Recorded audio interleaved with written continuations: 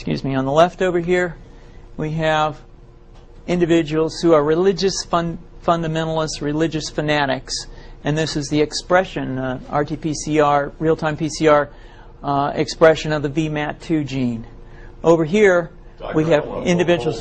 So let me complete. So over here, we have individuals who are not particularly fundamentalist, not particularly religious, and you can see there's a much reduced expression of this particular gene, the VMAT2 gene.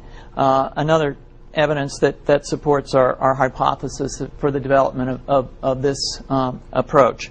What you see here is by spreading this virus, we're going to eliminate individuals from donning on a bomb vest and going into a market and blowing up the market. So our hypothesis is that these are fanatical people, that they have overexpression of the VMAT2 gene, and that by vaccinating them against this, we'll eliminate this behavior.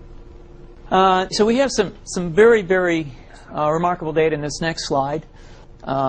Here we have two brain scans. These are fMRIs. These are two different individuals with different levels of expression of VMAT2.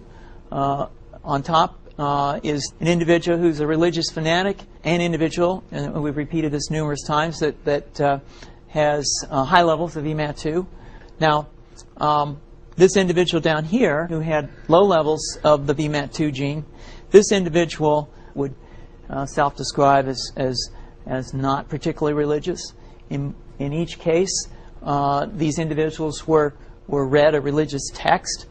This individual lit up the right middle frontal gyrus, shown here, and that's a part of the brain that's associated with theory of mind. It's a part of the brain that has to do with intents and beliefs and desires. In contrast, in marked contrast, here's an individual who would not particularly self-describe as religious, and when they're read a religious text, what you see is that this part of the brain called the anterior insula lights up. This is a part of the brain that's associated with disgust or displeasure on hearing something. So you're suggesting I take a CT scan with me when I'm evaluating people to determine whether I put a bullet in their head?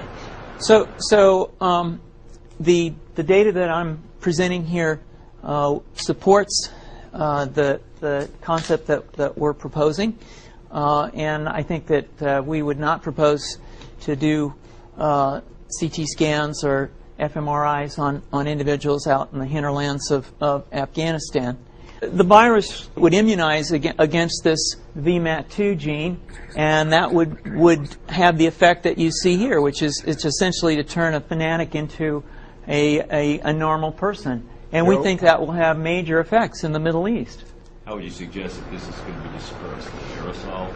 Well, so the present plan and the tests that we've done so far have used respiratory viruses, such as flu or rhinoviruses, and we believe that that's a satisfactory way to get the exposure of the largest part of the population. Most of us, of course, have been exposed to both of those viruses, and we're quite confident that this will be a very successful approach. This is fascinating.